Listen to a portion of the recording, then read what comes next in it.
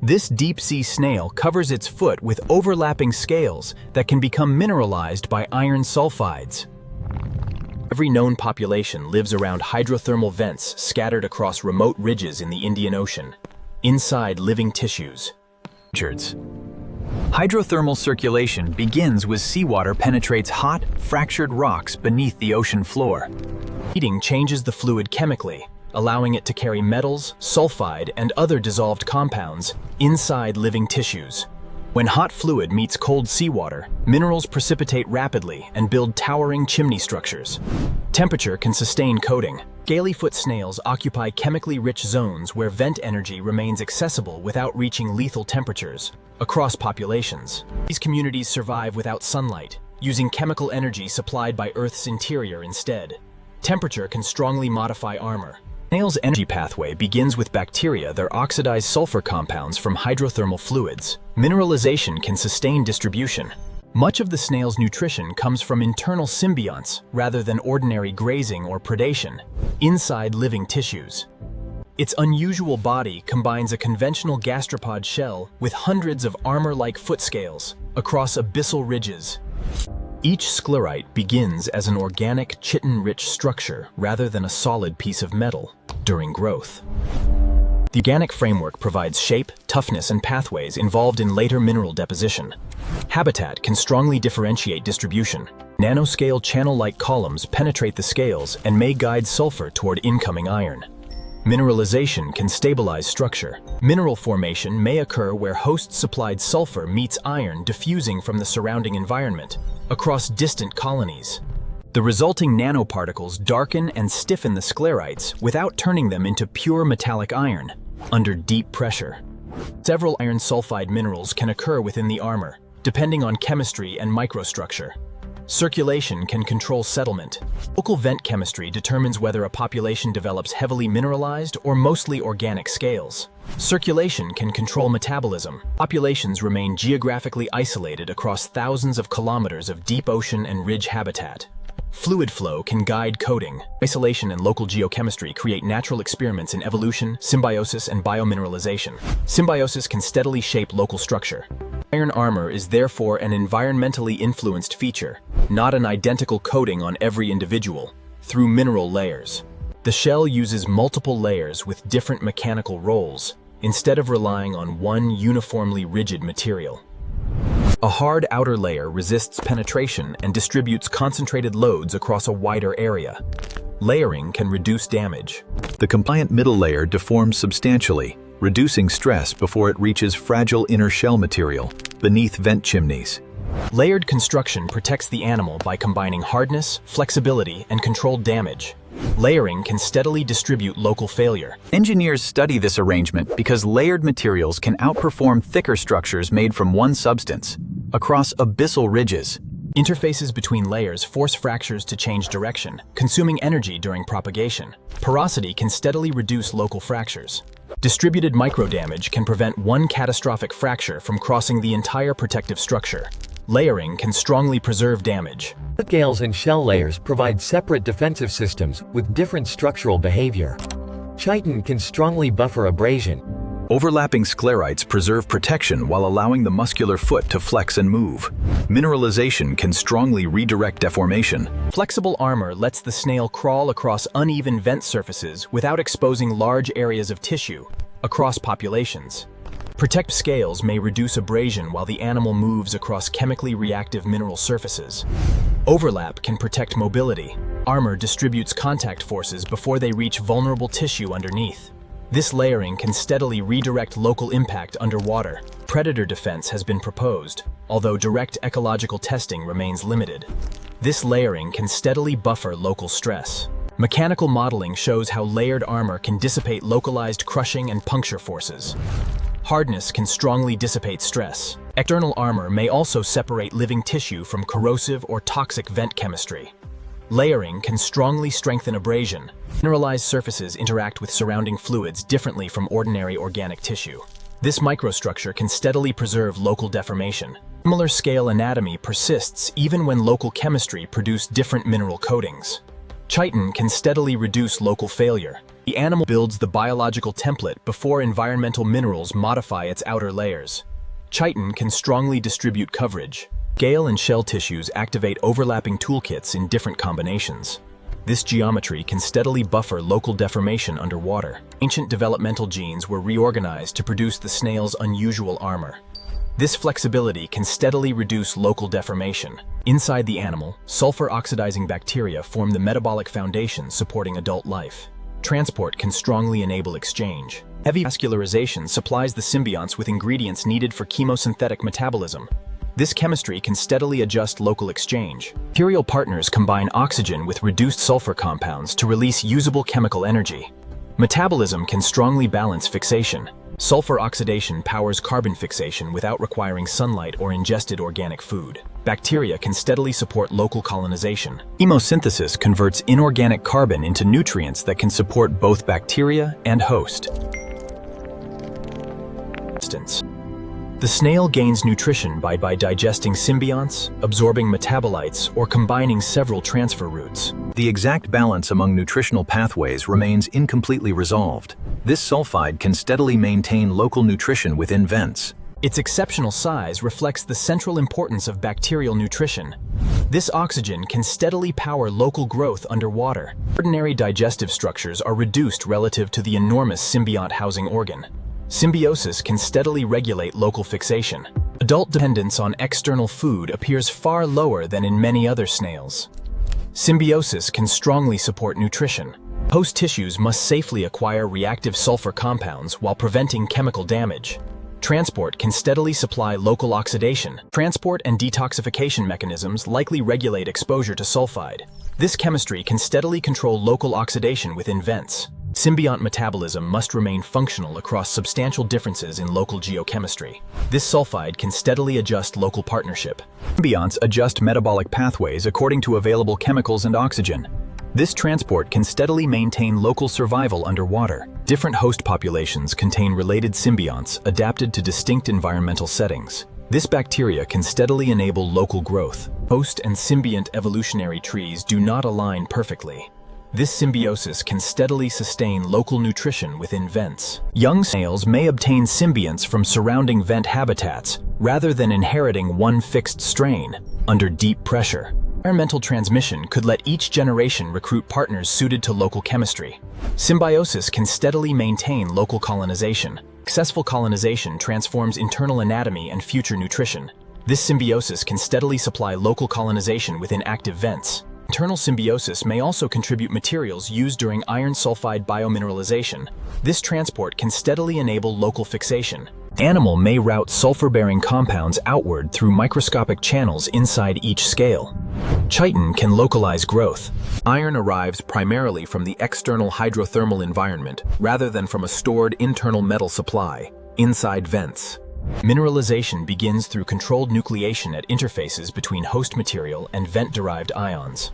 Channels can localize structure. Iron sulfide nanoparticles remain dispersed through a composite structure rather than forming one continuous metal plate within colonies. Organic reinforcement preserves toughness while mineral particles increase stiffness and surface hardness. Sulfur can steadily guide local distribution.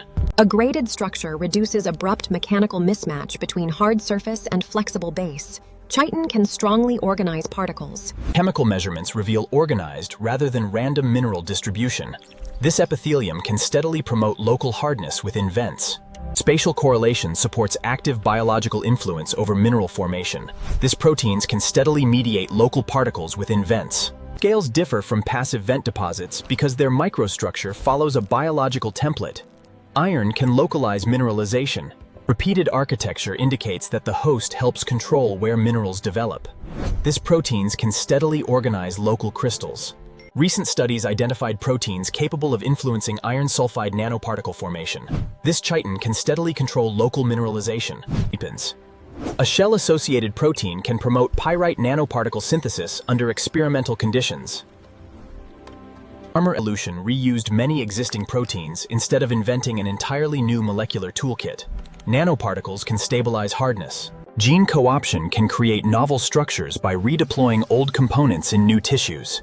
Chitin can control mineralization. Different hard materials emerge from coordinated regulation of shared developmental machinery.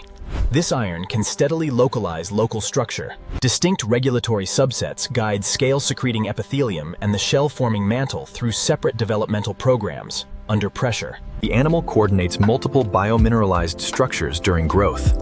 This deposition can steadily coordinate local hardness within active vents. Armor must preserve coverage as the body enlarges. This nucleation can steadily assemble local chemistry within vents. Independent sclerites maintain mobility while preventing large exposed gaps.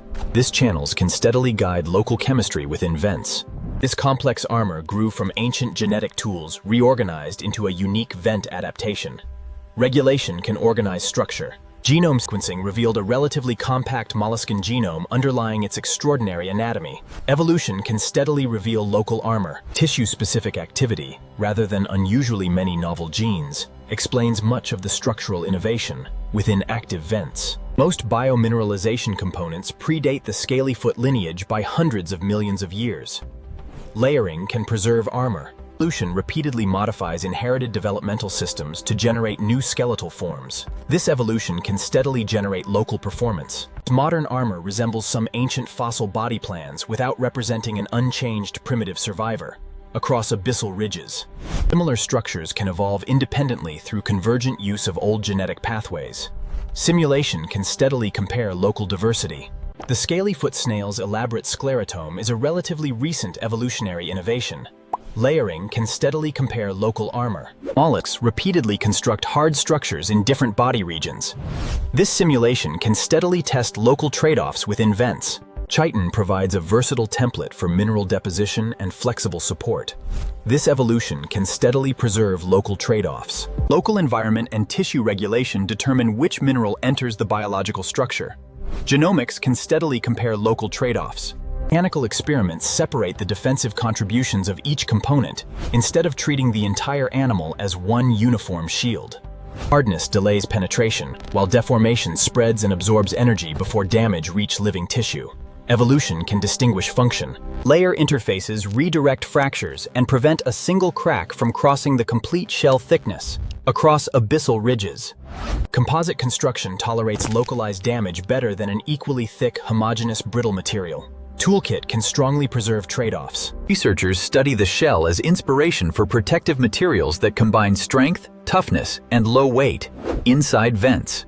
Biological inspiration does not mean the natural structure can be copied directly or economically. Toolkit can generate ancestry. Models reveal how geometry and material contrast influence stress throughout the shell.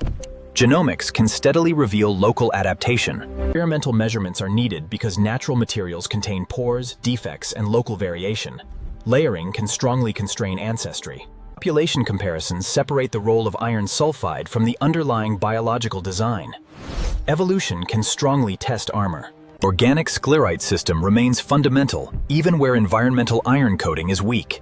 Mechanics can strongly test performance. Some vent habitats occur within areas considered for future polymetallic sulfide resource exploration. Sampling can strongly assess change. The same geological processes supporting unique ecosystems also create deposits attractive for mining. Mapping can strongly clarify distribution. Potential extraction could remove active structures and disturb surrounding deep-sea communities. Disturbance can steadily forecast local change. Impacts may extend beyond the exact footprint where mineral material is collected. Exploration can steadily protect local recovery. Scientists do not yet know how quickly specialized populations recover after major disturbance. Narrow geographic range increases vulnerability when separate populations occupy very few vent fields. Recovery can strongly identify habitat. Loss of one site could remove a genetically and chemically distinctive population. Chemistry can steadily reduce local populations. Conservation assessments combine limited distribution with plausible future habitat threats. This monitoring can steadily reduce local risk underwater. Its listing demonstrated that deep-sea animals can receive formal conservation attention before exploitation begins, within active vents. Effective protection requires knowing where populations live and how vent systems change naturally. Mining can strongly measure exposure. Repeated observations distinguish natural variability from changes caused by human activity. This monitoring can steadily protect local resilience. Chemical measurements help explain why armor and symbiosis differ among vent fields. Conservation can steadily clarify local exposure. Integrated datasets reveal how geology shapes both animal evolution and microbial partnership. Protection can steadily reduce local change. Undiscovered colonies may expand the known range or reveal entirely new armor forms. Exploration can strongly compare diversity. New sites could test how strongly mineralization depends on local iron and sulfur availability. Sampling can compare habitat. Improved imaging can map internal channels and minerals while preserving rare specimens. Mapping can steadily track local diversity. Directly tracing material flow would test the proposed connection between internal bacteria and external armor, inside living tissues. Future experiments must separate biological control from spontaneous chemistry at the vent fluid boundary. Sampling can protect exposure. Its shell, scales, and symbionts form one integrated system whose complete construction pathway remains unfinished. Within chemical gradients, this animal turns vent chemistry, ancient genes, and bacterial metabolism into the only iron-rich skeleton known among animals. This seabird can sleep while remaining airborne above the open ocean. Long flights inspired a question that behavior alone could not answer. Researchers studied breeding female great frigate birds from a Galapagos colony. A lightweight recorder was attached before each bird returned to flight. Electrodes measured electrical activity from both brain hemispheres. An accelerometer recorded head motion and turning forces. A separate GPS unit tracked position and altitude. Together, the instruments linked brain state with real flight behavior. Some recorded journeys covered thousands of kilometers without landing. The longest sleep recordings followed birds aloft for about 10 days.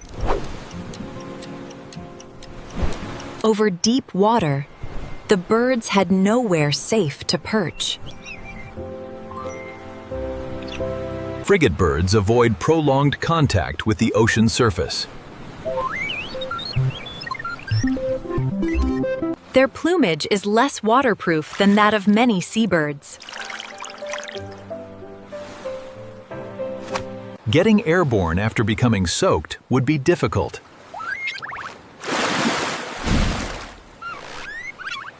Low wing loading makes sustained soaring unusually efficient.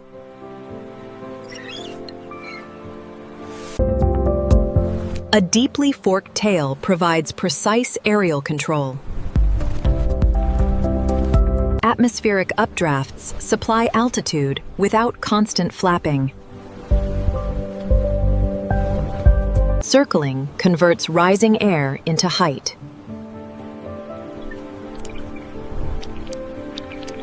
Stored altitude then powers long descending glides. Soaring reduces the muscular cost of staying airborne.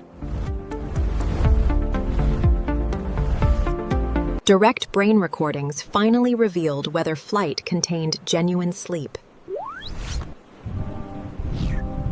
Sometimes one hemisphere entered slow-wave sleep while the other remained more awake. Bird vision is strongly crossed between eye and opposite hemisphere. The awake hemisphere could monitor visual information from the open eye. During asymmetric sleep, the open eye often faced the direction of turning. Visual monitoring may help avoid collisions inside crowded rising air. Half-brain sleep preserved some vigilance during flight. Hemispheric sleep also helps other birds monitor danger on land. In frigate birds, vigilance appears linked to navigation and nearby traffic. The hemispheres can differ in sleep depth, rather than switching completely. Sleep exists along a continuum of hemispheric asymmetry. Frigate birds also slept with both hemispheres simultaneously. Bihemispheric sleep showed that one awake hemisphere was not always required. Aerodynamic stability can persist through short bouts of whole brain sleep. Updrafts reduce the need for active altitude control. Most flight sleep occurred while birds circled in rising air. Flight provides time before a sleeping bird approaches the water. Birds generally remained awake near the ocean surface. Foraging demands favored wakefulness during daylight. During flight, that half-brain sleep allowed rest without surrendering all visual attention. Eye state matched the turning direction during many asymmetric sleep bouts. Either hemisphere could become the deeper sleeping side.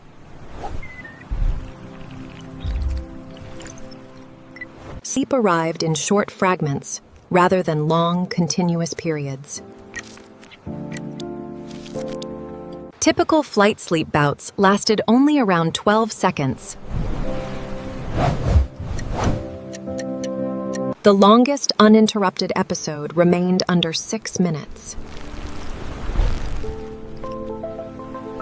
Dozens of brief naps accumulated across darkness. Sleep occupied only a small fraction of time aloft.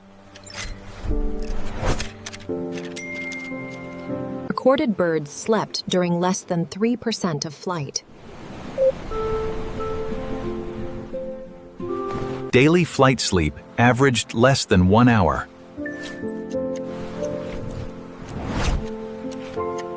Ecological demands kept the birds awake most of each day and night. Frigate birds track ocean features associated with future feeding opportunities. Following changing ocean patterns may require sustained attention. Large predators can push prey toward the surface. Frigate birds capture food while remaining airborne.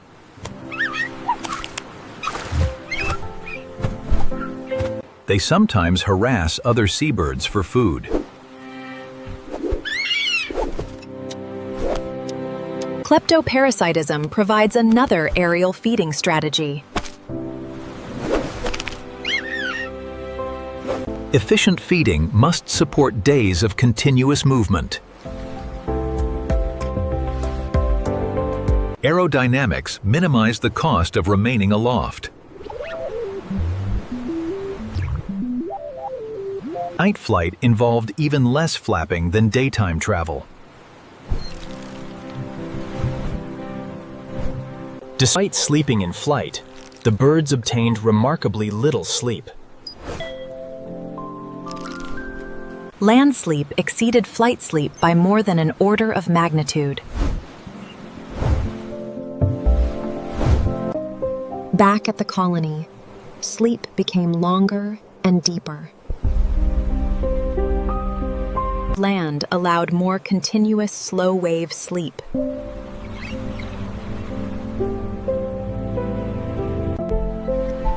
Flight sleep was generally lighter than land sleep. A secure surface removed the need for aerodynamic control. The recorded females were returning to chicks between foraging trips. Parental demand made long foraging journeys necessary. Food resources could lie thousands of kilometers away. Returning to land created an opportunity for extended sleep. Researchers still debate how completely land sleep repays losses from flight. Available recordings do not capture every transition between sea and land. Longer studies could measure cumulative sleep recovery. New biologgers may reveal how sleep changes during longer flights.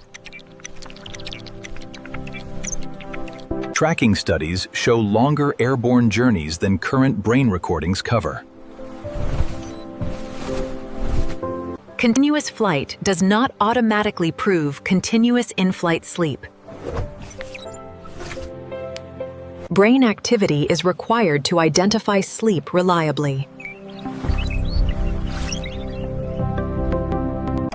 EEG distinguishes the major avian brain states. Rare flight bouts included rapid eye movement sleep. Brief REM did not visibly disrupt the recorded trajectory. Avian REM episodes can last only seconds. Reduced muscle tone was brief enough for flight to continue. Atmospheric support may buffer momentary reductions in active control. Several safeguards overlap during these rare episodes. REM sleep ended rapidly.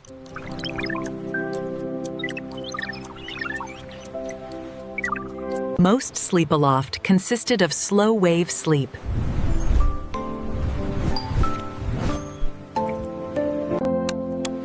Both asymmetric and symmetric patterns occurred. Sleep strongly favored circling flight.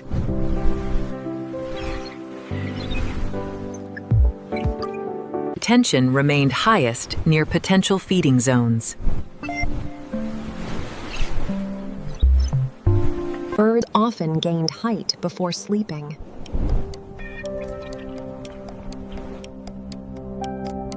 Flight sleep combined several strategies rather than one simple autopilot.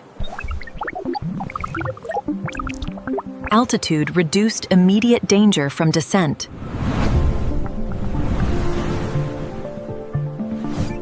Thermals supplied passive support.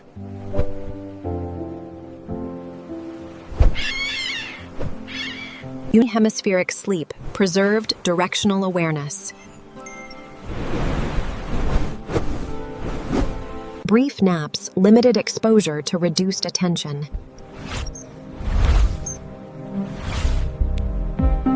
Together, these features made sleep aloft possible. Human responses cannot be inferred directly from a seabird. How frigatebirds function on so little sleep remains unresolved. Several physiological explanations are still under investigation. Sleep may be regulated more locally than whole brain labels suggest. On land, the bird finally gains a stable place to rest. Both hemispheres can enter deeper sleep.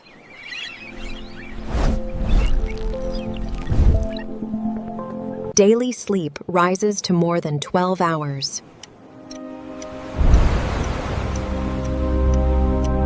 Slow wave activity becomes stronger. Adhika. Sleep episodes become more continuous.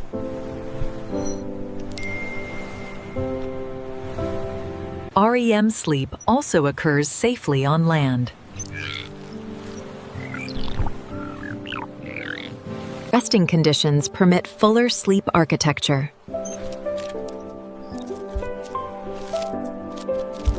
Land sleep likely contributes to recovery.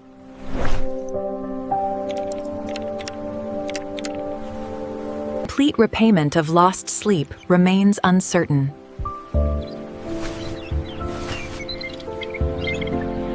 Future studies may reveal the hidden costs of oceanic sleeplessness.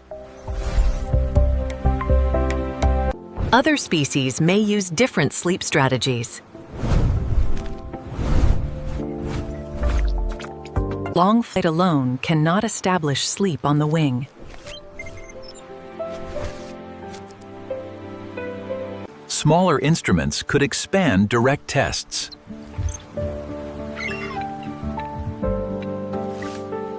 New recordings may reveal multiple solutions to sleep during migration. Great frigate birds remain the first birds directly proven to sleep in flight. Their recordings revealed several unexpected sleep states. One eye can monitor the turn while the opposite hemisphere rests. Sometimes the entire brain sleeps while flight continues. Yet total sleep remains astonishingly small at sea.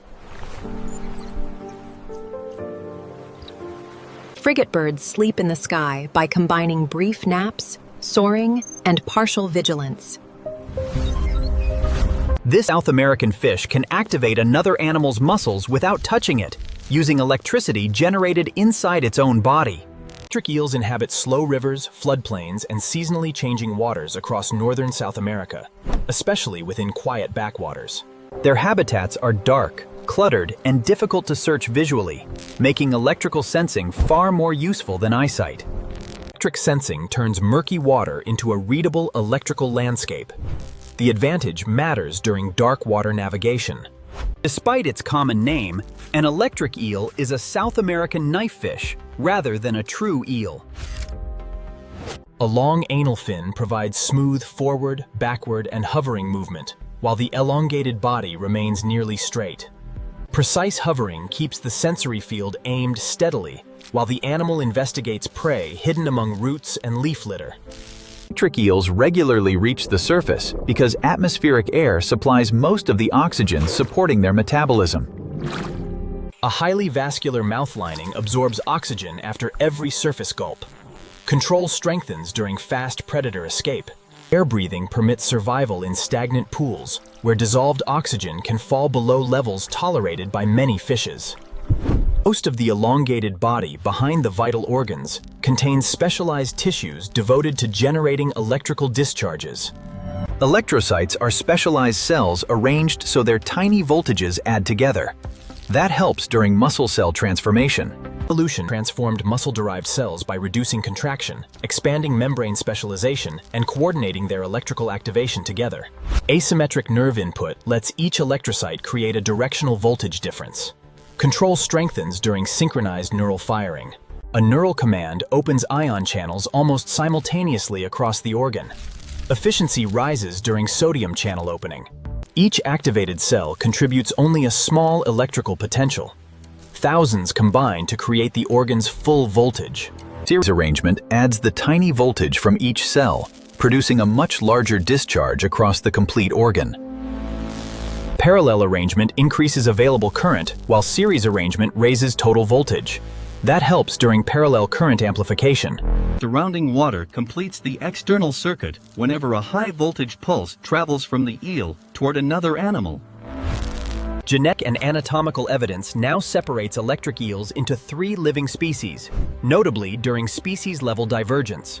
Each recognized species occupies a different combination of regional geology, water conductivity, and evolutionary history across Greater Amazonia. Electrical performance changes with the conductivity of surrounding water.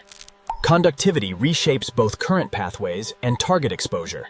Water chemistry reshapes the current pathway, changing how strongly a discharge crosses prey, predators, and surrounding habitat. Voltage alone cannot describe the biological effect of an electric discharge. Performance improves during multi-factor electrical effects. Current, pulse duration, conductivity, and contact geometry together determine the biological effect of any electrical discharge underwater. During a powerful pulse, the eel's head and tail behave as opposite electrical poles within the surrounding water. Body position lets the animal shape where the strongest current travels. Precision increases during body position control. Weaker pulses serve continuous sensing and communication, while powerful volleys are reserved mainly for predation and defense. Objects with different conductivity distort the eel's self-generated field, allowing nearby structures to be detected without vision.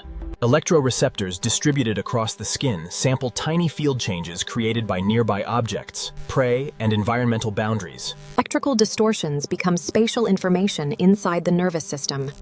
That neural map guides movement through cluttered darkness. Active electrolocation reveals obstacles even when vision contributes almost nothing. The advantage matters during obstacle shape reconstruction. Limb prey produces a distinctive electrical signature compared with stones, wood, sediment, and empty surrounding water nearby.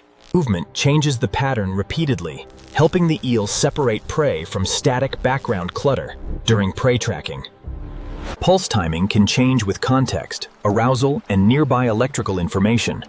That helps during context-dependent pulsing. Weak electric discharges also carry social information between individuals without triggering a predatory or defensive attack underwater. Electrical signals can help distinguish species, individuals, and behavioral states. Performance improves markedly during species signal recognition. After detecting prey, the electrical system rapidly shifts from environmental mapping toward high-voltage muscular control instantly. A hunting eel can activate nearby prey motor neurons remotely, forcing muscles to respond before physical contact occurs. The prey's own nervous system carries the eel's externally imposed command. This matters during prey nerve firing. High-frequency volleys force simultaneous contraction across the prey's body, producing a brief period of whole-body muscular tetanus. That temporary tetanus blocks coordinated escape during the eel's final approach through cluttered, low-visibility habitat underwater. Controlled experiments reproduce the same muscular response by applying eel-like electrical stimulation directly to isolated prey preparations. Closely spaced pulses prevent full relaxation between twitches, merging separate contractions into one sustained, forceful muscular response. The prey becomes immobilized because its own nerves and muscles obey externally imposed electrical stimulation from the eel. Electricity does not physically push the target. Instead, it recruits the target's motor neurons and muscle fibers. External voltage crosses the threshold needed to initiate action potentials. That becomes valuable during motor threshold crossing. Neural activation closes the timing gap between detection and capture. Control remains useful during rapid neural conduction. A sudden high-voltage burst can interrupt an escape turn before the prey completes the movement or accelerates away. Immobilization creates a short capture window, allowing the eel to close distance before coordinated swimming can resume. Curling positions both electrical poles near the target. This bioelectric mechanism remains important during opposite pole positioning. This posture greatly increases current through the prey's body. Curling therefore amplifies stimulation without raising internal output. Curling strengthens stimulation through geometry, increasing current across the prey without raising the organ's internal voltage further. Repeated volleys keep struggling prey from regaining coordinated movement.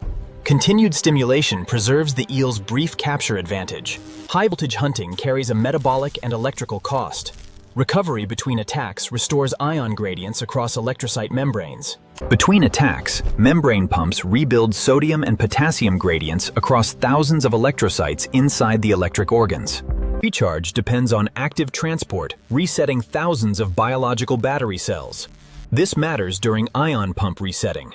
When prey remains hidden, the eel emits brief electrical doublets that can force an involuntary muscle twitch from concealment.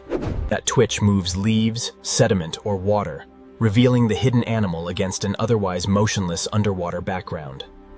Laboratory doublets reproduced the same rapid muscular twitch observed when eels searched naturally for concealed prey underwater. The spacing between two pulses is well suited to summating the prey's muscle response into one detectable movement.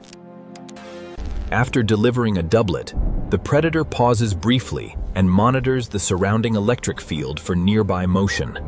Electrolocation converts the involuntary twitch into a precise positional clue. This remains important during twitch signal detection. Multiple viewpoints improve localization inside cluttered cover. That electrical strategy provides major advantages during multi-angle localization. Movement distinguishes living prey from inert debris more reliably than static electrical shape within cluttered underwater habitat. Once the target is located, the eel immediately replaces probing doublets with an immobilizing high-voltage volley. The same bioelectric system first exposes concealed prey, then prevents that prey from escaping the approaching predator. A complete hunt combines weak electrolocation, forced twitching, high-voltage immobilization, body curling, and rapid physical capture. Low-voltage discharges continuously refresh the eel's environmental map before any predatory strike becomes necessary inside cluttered water. An initial field distortion suggests a possible living target, but cannot confirm identity without additional testing underwater. A doublet challenges the hidden object to respond biologically. Any twitch separates living prey from motionless environmental clutter. The resulting motion confirms that excitable tissue is present. The eel immediately converts confirmation into precise targeting. Twitch geometry helps aim the following high-voltage strike. A clearer orientation strengthens the following immobilizing volley. The attack volley recruits the prey's own motor system, turning ordinary muscle physiology into a temporary restraint. Electrical control reduces the need for a prolonged physical chase. This remains important during rapid target capture. Bioelectric hunting becomes especially valuable where darkness, roots, and sediment make ordinary visual pursuits slow or unreliable. After feeding, the animal returns to low-voltage sensing rather than maintaining energetically costly attack volleys afterward. Electric eels also direct powerful volleys toward large nearby threats that cannot be treated as ordinary prey. During shallow water defense, an eel may approach vertically and rise toward the intruder instead of retreating. Pressing the chin against a conductive target creates a more effective pathway for electrical current through the threat. As the eel climbs higher from the water, measured current entering the contacted object rises progressively and dramatically. Emerging from the water removes competing current pathways, concentrating more of the discharge through the contacted threat. Repeated high-voltage volleys during brief contact can persuade an approaching predator or intruder to withdraw rapidly. Alexander von Humboldt famously described electric eels rising against horses driven into shallow South American water during an early expedition. Modern experiments confirm defensive leaping, although they cannot verify every dramatic detail preserved in Humboldt's 19th century account. Instrumented trials confirm that climbing contact increases electrical delivery. Measured current rose as the eel climbed higher. The same electric tissues power both predatory strikes and defensive leaps. That helps during shared organ deployment. Sax organ contributes weaker pulses used primarily for electrolocation, orientation, and communication rather than forceful attack underwater. Proteomic comparisons reveal distinct molecular profiles across the main, hunters, and sax electric organs within specialized tissues. Differences in channels, pumps, and structural proteins help each electric organ meet distinct energetic and signaling demands. Organs originate from muscle lineage cells during development. That process repurposes muscle precursors into non-contractile specialized electrical cells. During development, muscle precursors lose ordinary contractile machinery and gain the membrane specialization needed for electrical output. Electric organs evolved independently multiple times among fishes. Distant lineages repeatedly modified muscle through similar genetic pathways. Distant electric fish lineages repeatedly reused related genetic pathways while independently transforming muscle into electricity-producing tissue. Engineers examine electrocyte stacking for ideas about soft ion-based power sources, sensors, and bio-inspired materials today. Bio-inspired research does not mean a living eel functions like a practical battery for ordinary human technology. Volta's electric eels have been observed gathering in groups exceeding 100 individuals near a remote Amazonian lake. Coordinated movement herds prey into a dense, shallow aggregation. Herding concentrates many targets within one strike zone. Most eels maintain the encircling formation, while a smaller subgroup advances toward the compressed prey school together. Several hunters then discharge high-voltage volleys nearly simultaneously. Timing several discharges together broadens the affected prey area. Synchronized volleys can expose, stun, and scatter many small fish concentrated inside the shallow prey aggregation simultaneously.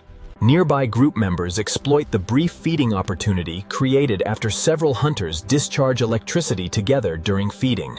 The sequence can repeat during a single hunting event. Repeated cycles increase feeding efficiency under exceptional conditions. Similar events recorded in different years suggest structured social predation rather than one accidental gathering over time. Low prey density may make cooperative hunting worthwhile. Dense seasonal shoals can reward brief temporary social coordination. Cooperative hunting likely appears only where prey density, shallow water, and local geography make coordination worthwhile for multiple hunters. Group hunting is documented in Volta's electric eel, but should not be generalized across every species, habitat, or population. Researchers still do not know how individuals coordinate each strike.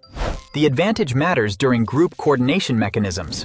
Weak electrical pulses, body movements, and spatial position remain plausible signals for coordinating group attacks underwater together. Field electrode arrays could separate individual discharge patterns during group hunts. This matters during field electrode monitoring.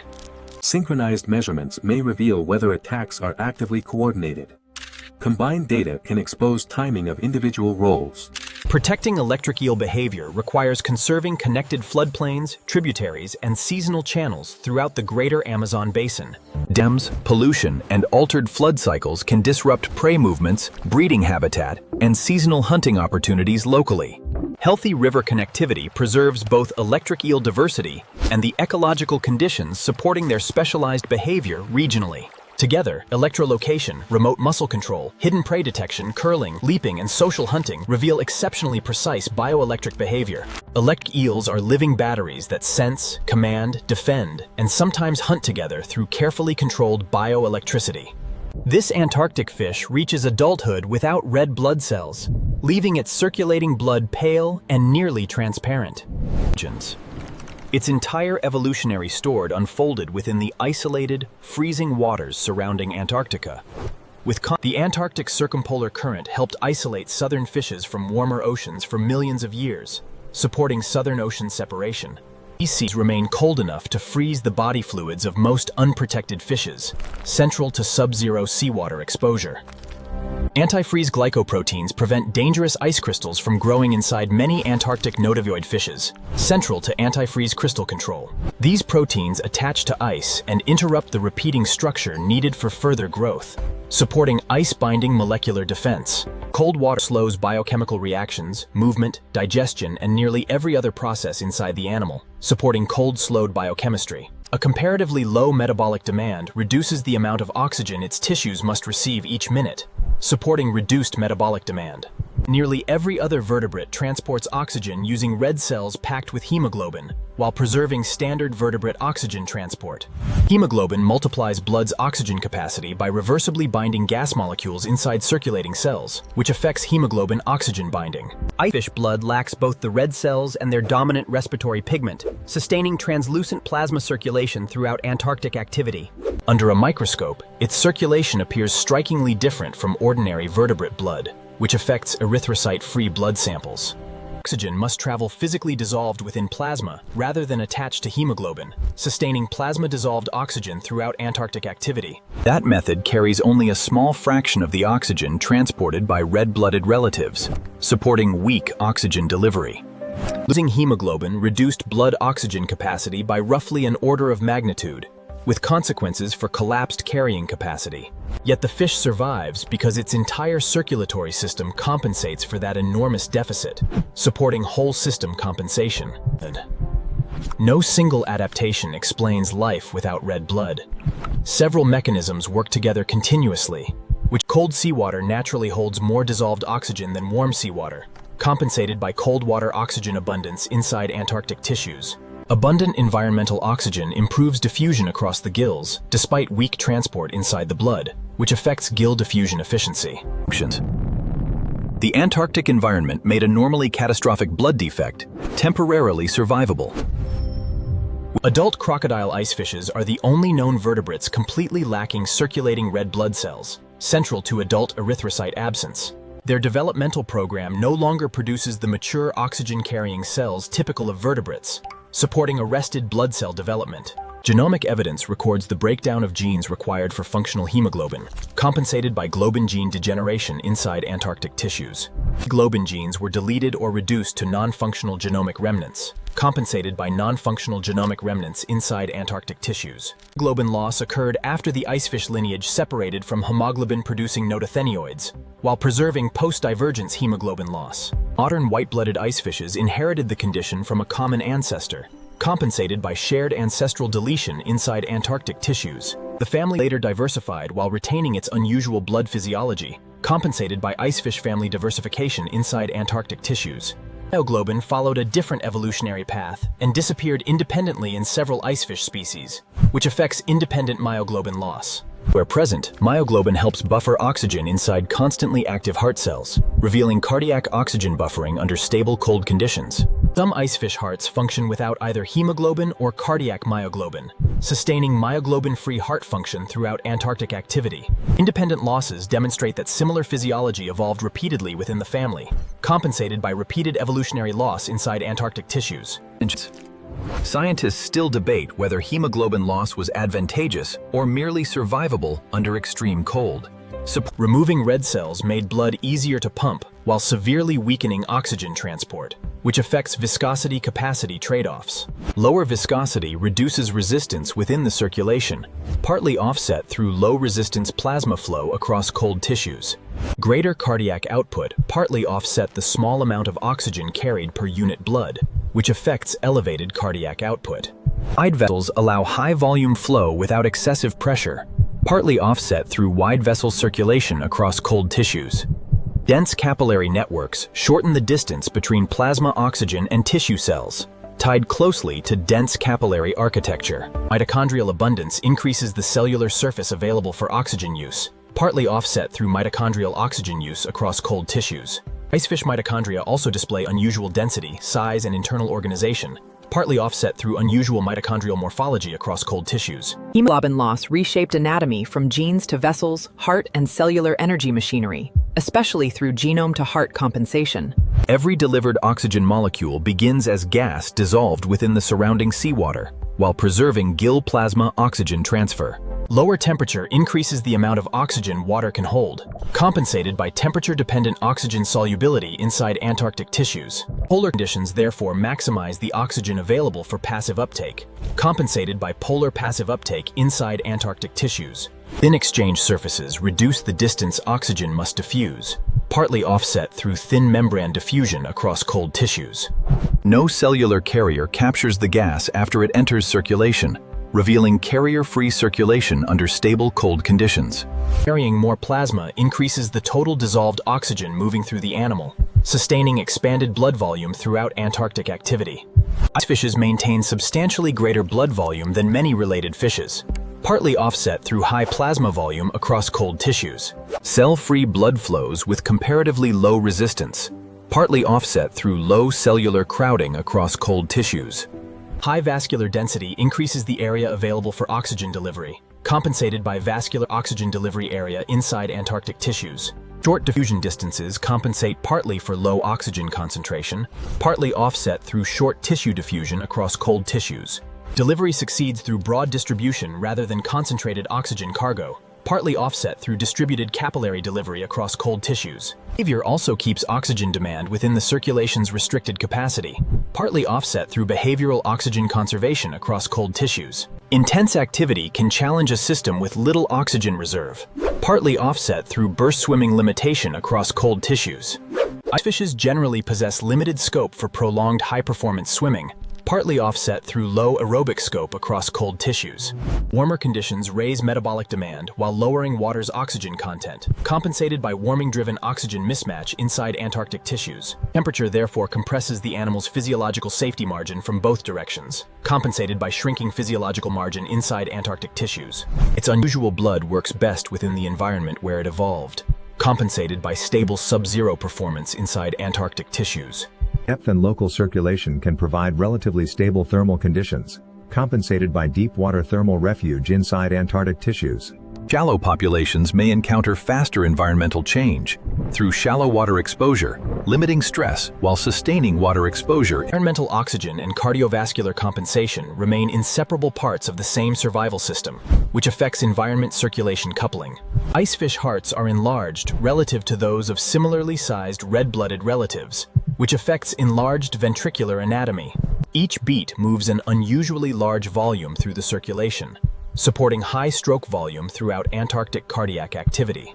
High stroke volume raises cardiac output without requiring extremely rapid heart rates, with consequences for cardiac output compensation. Cold cardiac muscle contracts slowly and depends on specialized cellular machinery, compensated by cold cardiac machinery inside Antarctic tissues. Mitochondrial density supports aerobic energy production inside the oversized heart, partly offset through heart mitochondrial density across cold tissues. Dense vessels keep oxygen pathways short within cardiac tissue, partly offset through short cardiac diffusion across cold tissues.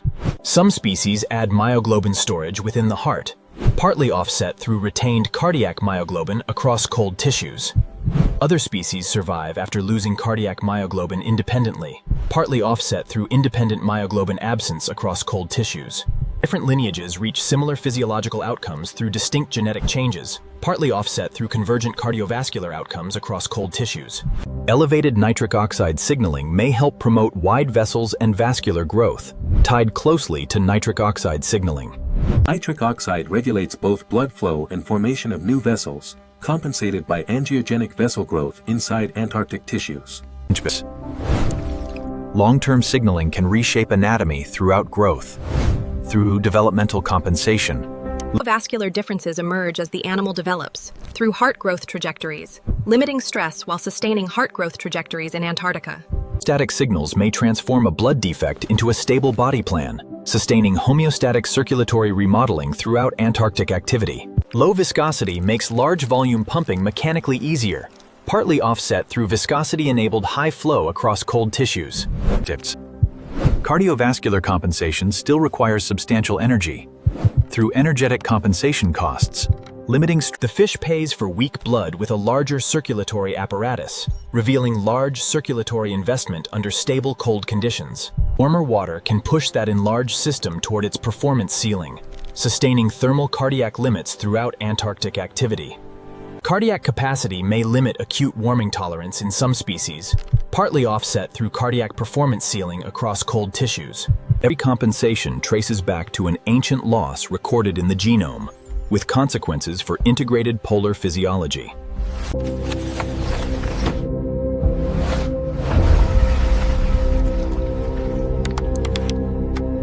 Their closest red-blooded relatives still retain that ancestral system, partly offset through retained relative physiology across cold tissues.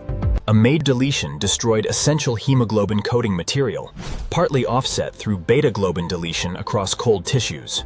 Additional remnants preserve a molecular fossil of the lost pathway, compensated by alpha-globin genomic fossil inside Antarctic tissues. Once the protein was no longer required, disabling mutations accumulated more freely, central to post-loss mutation accumulation. Blood physiology changed far beyond the globin genes themselves, partly offset through reduced iron physiology across cold tissues. White blood contains dramatically less iron bound in respiratory pigment, compensated by iron-poor white blood inside Antarctic tissues. The absence of red cells lowers viscosity substantially, partly offset through erythrocyte-free viscosity across cold tissues. Lower viscosity may have softened the damage without making hemoglobin loss beneficial, sustaining evolutionary trade-off interpretation throughout Antarctic activity. Environmental conditions created a rare window in which the mutation could persist, sustaining cold ancestral tolerance throughout Antarctic activity. Similar gene loss would be far less tolerable in warmer, oxygen-poor seas, which affects warm water incompatibility. Red-blooded relatives often retain greater capacity for oxygen transport during thermal stress, which affects relative thermal capacity. Extreme specialization can increase success in stable environments while reducing resilience to rapid change. Supporting specialization. Genome studies reveal additional adaptations beyond blood and circulation, partly offset through antioxidant gene expansion across cold tissues. Oxygen-rich water and abundant mitochondria can increase oxidative stress, partly offset through mitochondrial oxidative pressure across cold tissues. Strong antioxidant and repair systems limit damage from reactive molecules, partly offset through macromolecular repair defense across cold tissues. Icefish survival depends on a broader Antarctic molecular toolkit, partly offset through broader cold adaptation across cold tissues. Traits optimized for constant cold may become liabilities during warming, partly offset through warming-created mismatch across cold tissues. Climate change modifies several ecological pressures simultaneously through multi-factor climate pressure. Risk will vary among species, locations, depths, and life stages, partly offset through species-specific exposure across cold tissues. Warm water holds less dissolved oxygen while animal metabolism accelerates, partly offset through warming oxygen decline across cold tissues. Icefish face simultaneous reductions in supply and increases in demand, compensated by aerobic supply-demand compression inside Antarctic tissues. Limited oxygen carrying capacity may bring some icefishes to their ceilings sooner, tied closely to earlier performance ceilings. Thermal vulnerability is not identical across the family, partly offset through variable family vulnerability across cold tissues. Behavioral movement may reduce exposure to warming surface layers, partly offset through behavioral thermal refuge across cold tissues. Suitable cold refuges may not exist everywhere. Through geographic restraints, limiting stress, while early life stages may encounter different thermal risks than adults, compensated by larval thermal exposure inside Antarctic tissues. Warming can reshape development before circulatory compensation is fully established, balanced through developmental oxygen stress during polar life. Changing prey fields can indirectly affect icefish energy budgets, partly offset through changing prey networks across cold tissues. Reduced food could make costly cardiovascular compensation harder to maintain, partly offset through cardiovascular energy deficit across cold tissues. Field monitoring is essential for separating short experiments from population trends, with consequences for long-term population monitoring. Research collections reveal anatomy, genetics, diet, and physiological condition, partly offset through research specimen collection across cold tissues. Modern tools connect whole animal performance with molecular mechanisms, partly offset through integrated molecular analysis across cold tissues. Comparative studies identify which traits followed hemoglobin loss and which evolved earlier, with consequences for comparative evolutionary mapping. Variation within the family turns icefishes into a natural evolutionary experiment, with consequences for within-family physiological variation. Their biology offers insights into oxygen transport without providing a direct model for human treatment, supporting biomedical research boundaries.